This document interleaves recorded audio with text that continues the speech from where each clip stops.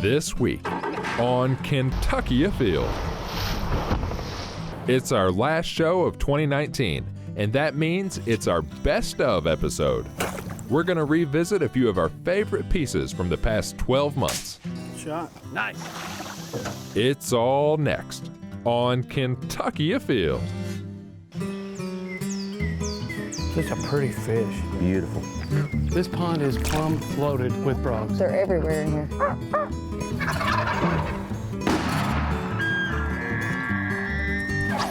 Yeah, this is a good fish right here. Really good fish. Come here, girl. Yeah, boy. That's a big rabbit. Nice job. Yes! Yes! My first musket. Mercy Leo! Yeah, look at it. It's a keeper. There it goes! Boom! Oh! Wow, that happened fast.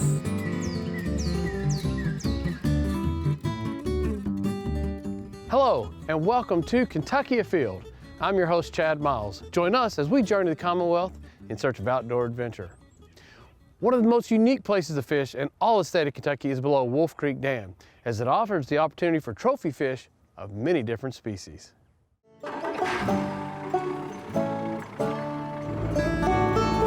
What do we have the opportunity to catch today? Well, the river's endless. You know, there's walleye, stripers, brown trout, rainbow trout, brook trout, white bass, crappie. Really? You really never know what you're going to catch, to be honest with you. Okay. And this rig you're throwing, how much weight are we throwing here? I'm going to start out with a 3/8. Okay. It depends on the current. You know, it's just a basic Carolina rig. And then I use a number 4 Aberdeen crappie hook. Okay. Just a simple little hook. We just take a little dead shad, you hook it right through the eye. But you really want to wait until the boat starts drifting back. Okay. If you make it cast too quick, the boat will hesitate and your bait will just come right underneath the boat. I got you.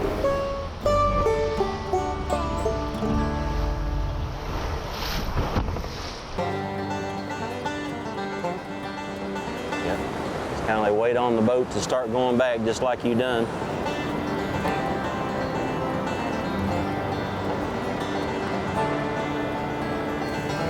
Here we go. There you go. Good What job. we got here?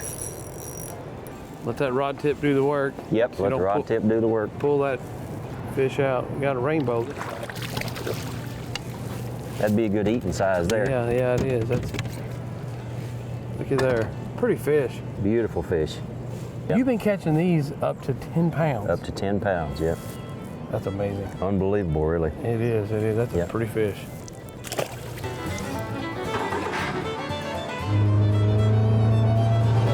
I mean, the dinner bell is ringing for these fish right now.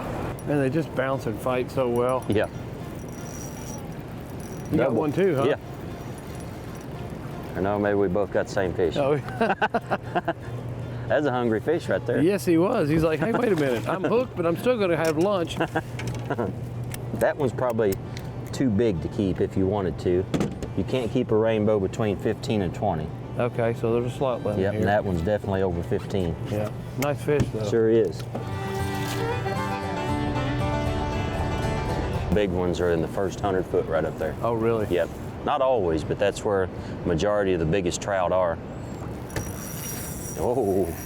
Might be a lot bigger fish. This thing's getting serious. Yep. They don't wear out quick. Lord have mercy, what a fish. It is a good fish. Oh, wow, what a pretty fish. Yeah. It's a male, got the big old hook on it.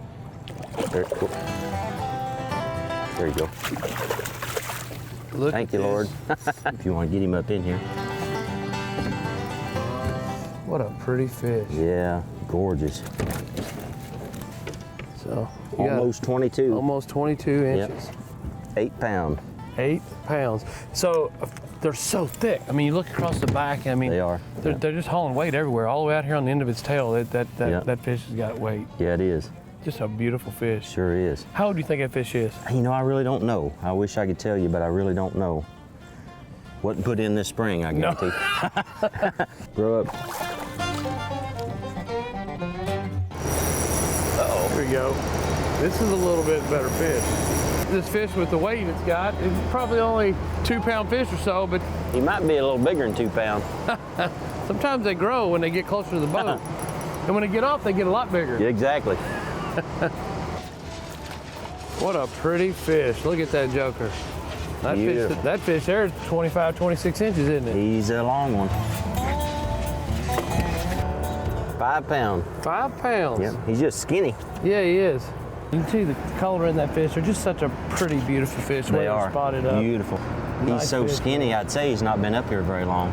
Fish that stay up here close to the dam very long, they really bulk up. But he runs right back up there and gets him a snack. I'd say so. Come on now. Here we go. Here we go. Now this is a little better fish. Yep.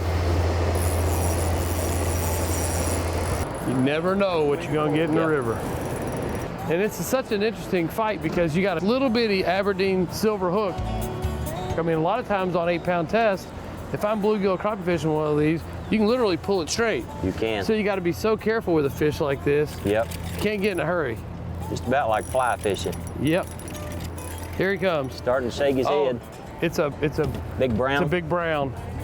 I don't think it's as big as the one you caught, but it's probably, see him out there? Yeah, he's a It's nice probably a 5 or 6 pounder. Try to get him coming back this way. one. Beautiful. There you go. What a pretty fish. Wow. So I will tell you, that is the biggest brown trout I've ever caught. He'll weigh more than your rainbow did because he's so fat. Yep, 6. So wow. what a pretty fish. Gorgeous. So this is what you come down here for. Like I said, I've been down here with you for a couple hours now, and I've caught the biggest rainbow and the biggest brown I've ever caught. And you caught a bigger brown than this one. And man, they sure fight. And they Yes, just they do. keep their weight Yep. so far down in their tail, and it's just such a thick, beautiful fish. They're super healthy. Let's get this joker back in. Let's get What her do you back think? in. All right.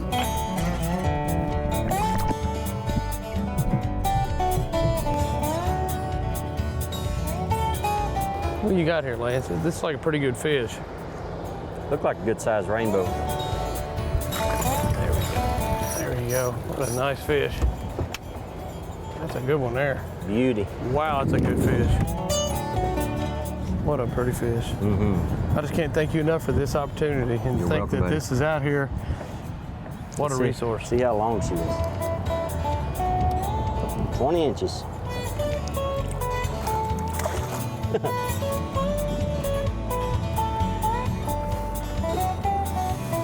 Look at that rainbow.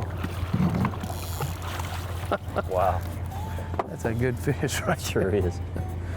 That's probably the longest one we caught. Wow. What a fish. What a pretty, beautiful. Nope, just about 20. Yeah. The first one you had was probably our biggest, wasn't it? Uh-huh. Grow up, buddy. There's a whole lot of factors at play here. First, the water has to be right. Yeah. Because this water can change very, very quickly, can't it? They posted on the app and their website the generation schedule for the next day, but it says, you know, it can change at any time, so you can't always go by just what it says. I would highly recommend, if someone wanted to come down here and give this a try, to come down and to see exactly how to handle this and make sure that you're going about it safely, because as with any moving water, big water like this, can eat you up pretty good, couldn't it? Yes, you definitely, which it is the law, but you definitely want to wear a life jacket down here. And you're wearing a waist vest that people are saying, hey, where's his life jacket? You're wearing one. You wouldn't dare be caught out on this water without one, No, would I you? would not. I mainly fish down here February, March, and April. The way I like to fish, the best fishing is when they've been generating 24/7. Okay. You know, and that's what we got right now. And how many generators does it take to be able to do this? 2 or more. 2 or more. Yep. And today we got 5. Got 5, so it's perfect. Okay. Yep. All right. Let's go run back up. Let's do it.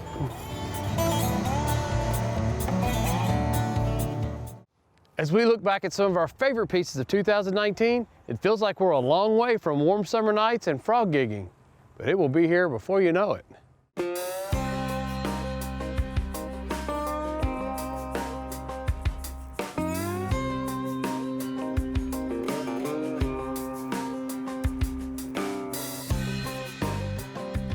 We're here in Woodford County tonight, and it is July, it's hot, and tonight we are after what? Bullfrogs. Bullfrogs. You know, Travis, you called up a couple weeks ago, and you were actually college roommate with one of our videographers, Jameson Standard, and you said, hey, Jameson, do you guys ever like to frog gig? Jameson's like, man, this is one of Chad's favorite things in the world. And you said, I got a honey hole. Yeah, this is one of our best spots. We scouted it for a couple days. I think it's gonna be a productive evening. So how long have you guys been chasing frogs?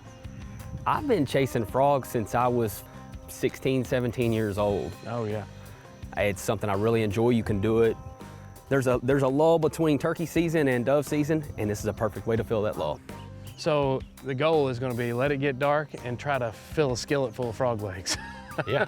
I tell you, it's one of my favorite things to eat, and one of my favorite things to do is get out. This time of year, you know, there's tons of fishing opportunities, but if you want to get out and do something like this, listen to that. You want to get out here and do something like this, you know, it gives you an opportunity. It's kind of like hunting. In a time of year where there's not a whole lot of that going on, you can get a frog gig, you can get your pellet rifle, whatever you want to do. Grab them by your hand if you want. Grab them by your hand. I mean, there's so many different ways to get them. And frog gigging season is a long period of time. You've got from the third Friday in May all the way till October. What's your favorite conditions for frog gigging? Well, you like it to be hot, you know, unfortunately, you know, a lot of us don't like to get out when it's this hot, but you get a nice warm, still night, good humidity, and get the bugs flying, and that's when you really get into the frogs. Oh, yeah. Well, I'll tell you what, let's get our gear together and kind of put a game plan, and I mean,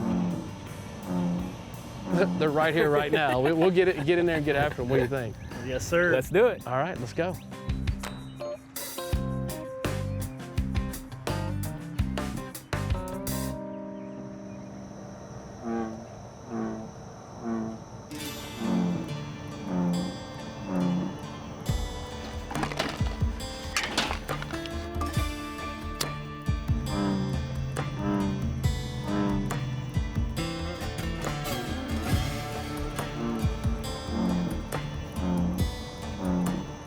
Look at that one right there. Let's try to make a move on that joker. Ooh, big dude. And there's a couple around it, but let's move down here a little bit and we'll get him lit up when we get down on the water edge and try to get around top of him. He jumped. All right, well, that should be the first of many chances. There's a couple right there. We'll have to just check them for size. That one right there is for sure big enough. All right, there's one right there that might be big enough. You gotta start somewhere, right? That's right. There you go. He's big enough. Chad, let's light this one up right here, man. Can you get that far out? All right. I believe we got a frog on the end of the stick there. I don't know if I got him or not. I believe you do. Nice. That's a nice little lean out there to grab that joker. All right. I'll tell you what, there is absolutely nothing better. All right, let's go up in these trees. We're gonna find a bunch, okay? You gotta come up on the top side on these.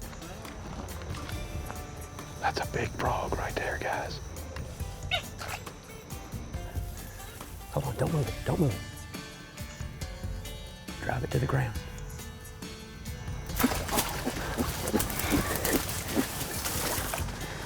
Got him. Wow.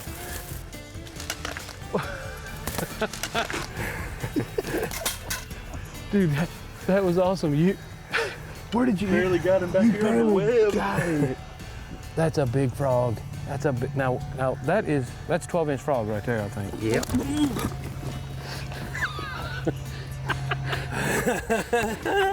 He tried to jump in my pocket. That's a good frog right there now. I saw it go in and I could tell that it was behind him a little bit. And I saw that splash and I thought, what in the world just happened? I guess with the trajectory, I was up on the bank a little bit. I mean, when I lunged, I was just right behind him. Nice recovery. This frog almost got away twice.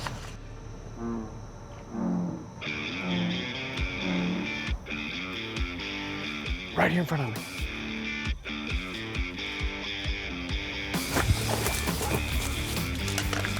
Oh, that's a good one there. There we go. Good deal, man. Nice. I feel like a 16-year-old kid right now, I will tell you that. Fun, isn't it? It's so much fun. There's something about it being out here. I remember being a kid, you're like, oh, I'm out later than I'm supposed to be, and you're tired, you wake up that next morning, and the second you wake up, head's off the pillows, a big smile on your face. You're like, that was cool, that was fun. You got one? Yeah, he's just a little small. We're gonna let him go, but. I'll tell you what, I was just showcasing another way to go out there and catch them. Yeah, you can catch him. There you go. All right. Nice job. Nice job, bros. That's a good one.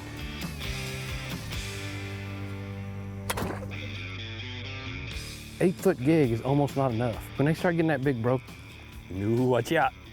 you start getting that big hump in their back right there, those discs get about the size of a dime, you know you got a good one. There you go, bro.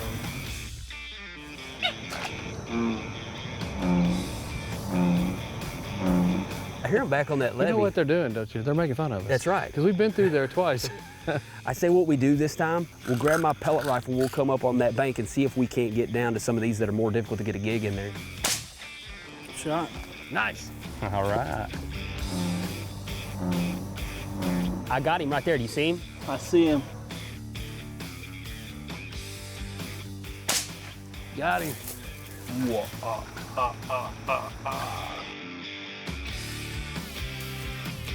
All right, Chad, he's right there.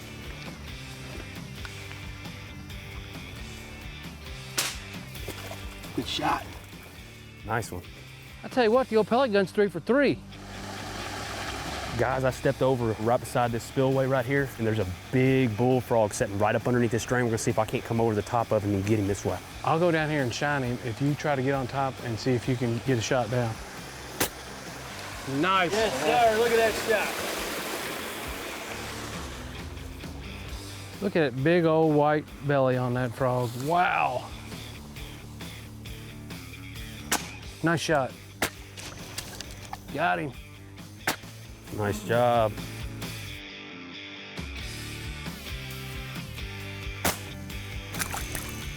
Got him? Got him. Got him? Nope. Gone. I thought it looked like it hit him pretty square. I don't know, man. I've missed a few myself.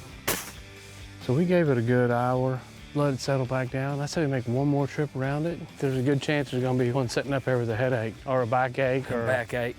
Hold on, guys. He's right here, see him? You may shoot him again? If you got a good shot on him, go ahead. Got him! I'll tell you what, this is just a lot of fun. I really appreciate you having us out. This has been an absolute blast. Hey, thanks for coming out and hanging out with us. We had a great time. Taking a float down the Green River here in Kentucky is a very scenic experience. And doing that with Dr. Monty McGregor can make it very educational. Monty, I have to tell you, I've been with the Department of Fish and Wildlife for about 13 years now, and this is something I've always wanted to do, was to get out here on the Green River with you. For someone like yourself that has studied mussels your entire life, this kind of is nirvana, is it not? For freshwater mussels, this is it. This is one of the best places in the world. 75 species, which is 1/3 of North American fauna, right here in the Green River. You spend a lot of time working on a lot of mussels, but especially the endangered mussels, and I think that's a little bit what we're doing today, right? Right. This river has 17 federally listed species as threatened or endangered. We have 27 endangered mussels in Kentucky, and so we have a large portion of them here in the Green, and this is one of the best rivers we have left in the Ohio River system. So when someone says mussels, you know, it's a part of the environment, but they're really, really important because mussels are essentially filters. There are filter feeders. They're pulling out all the mud and silt, which nobody likes. They're also eating things that can harm us, like bacteria, even harmful algae.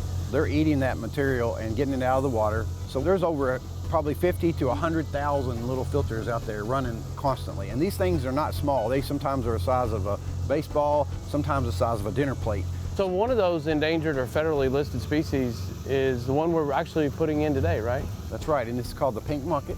And this is a species that we've been working with for a while now. Our first release of that species was in 2007 at this site. So 12 years later, we're coming back and we're bringing more. We have several thousand in the Green River now at about 10 locations. So we think after a couple more years, we're gonna be done with that species as far as reintroducing it. We're already seeing them reproduce in the wild. And so it's just a matter of time now before we see juveniles popping up at different places from where we put them. Wow, now that's incredible. When you can start getting natural repopulation, that's really the ultimate goal, That's right? the goal.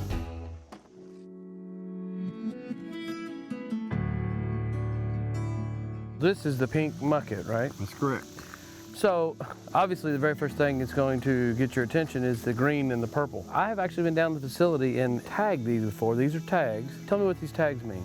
Well, these tags are a way that we can track individuals. So this one here, for instance, has a little B tag on it with the number 29. So we've measured this animal and have recorded it. So that way, if we find it 5 years from now, we'll know how much it's grown. The purple just basically indicates the year class. So everything that goes out in 2019 has purple on it. So it makes it a little easier. How old are these? They're 2 years old. How long will it take these to be able to start producing offspring? Year 5 and 6. So these about 3 or 4 more years from now, you should start seeing them reproduce. The animal can hold several thousand little tiny caterpillar larvae. So those have to contact a fish host. So usually the fish has to get close enough to it that they can shoot the larvae out of the water and hit the gills. And then this one here is a species that it has a little fishing like lure that's maybe 2 to 3 inches long. It'll sit there and jerk it back and forth, and then a bass comes along, strikes at that, and as soon as it hits it, it'll actually get larvae loaded on its gills. So to bring this species back, you have to first find out what it prefers as a host fish, check the populations of those in this particular stream, because if that's down, then you already know there's potentially That's exactly a problem. right. Well, I'll tell you what, I'm very interested to see where you're going to put these in, and then are we going to check and see if we locate any mussels from previous years? We are, and we're going to look and see what kind of species are here and look at the tremendous diversity. We're going to see a lot of mussels today.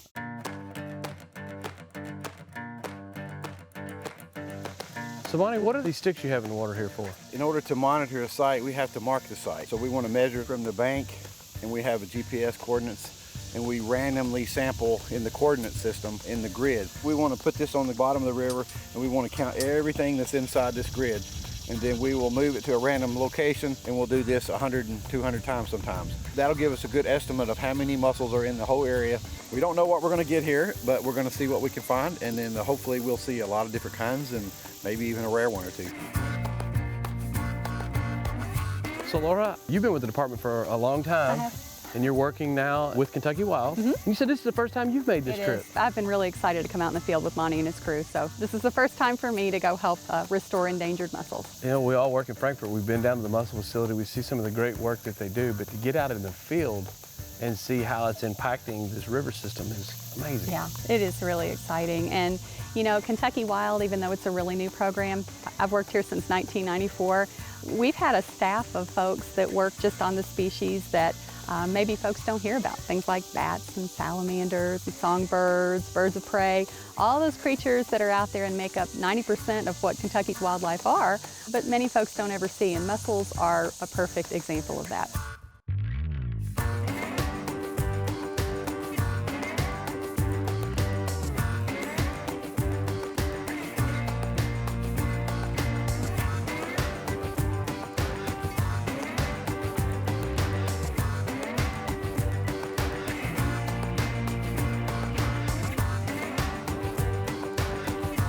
Endangered.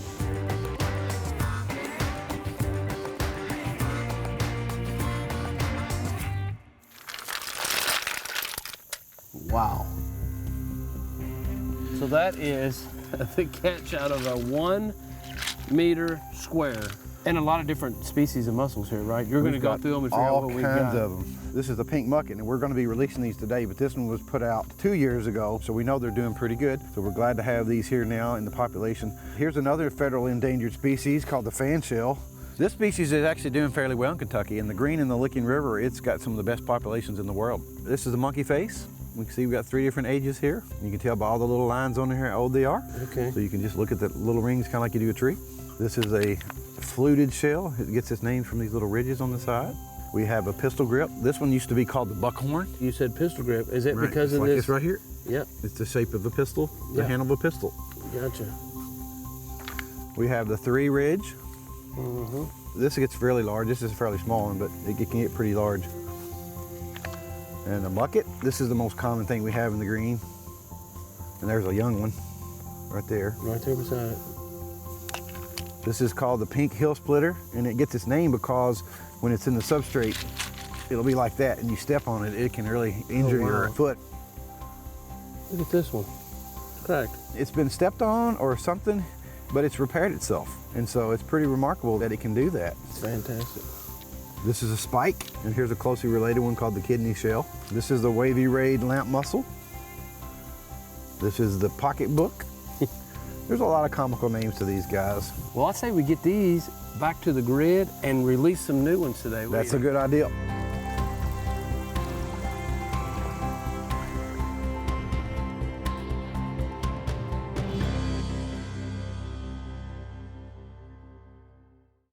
From all of us here at Kentucky Afield, we want to wish you a Happy New Year and hope you're making plans to spend 2020 outdoors. And remember, hunting and fishing on private property is a privilege. Always ask permission and thank the landowner. Until next week, I'm your host, Chad Miles, and I hope to see you in the woods or on the water.